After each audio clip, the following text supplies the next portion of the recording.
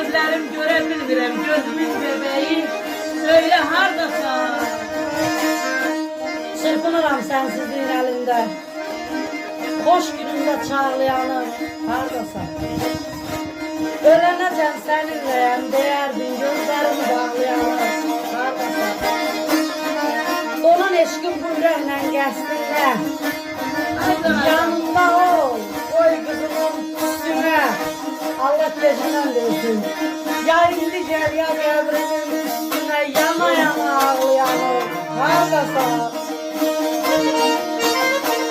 Umut olmaz kan gözüme dolan tek. Mənim indi gözü yolda qalan tek. Vaxt var idi məni körpə qalan tek. Yollarında saxlayanır, hardasan. Ay məndən ötürü ağlayanır, hardasan.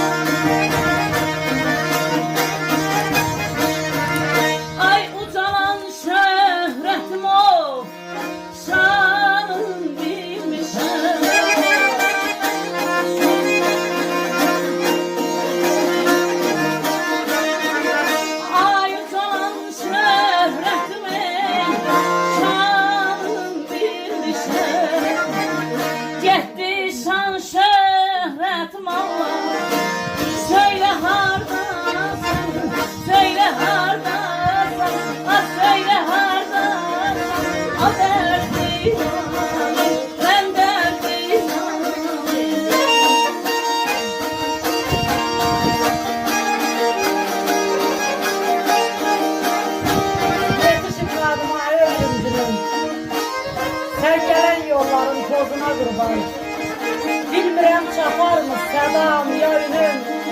Ömrüm baharıdır, yazına qurban. Yükün ağrını seçdim seçəndə, ayaq saxla, mən sözümdən keçəndə.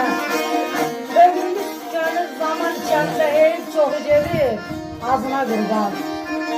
Günay reyhan dərs sahilə yan verir, aşıqlərə butaları dan verir.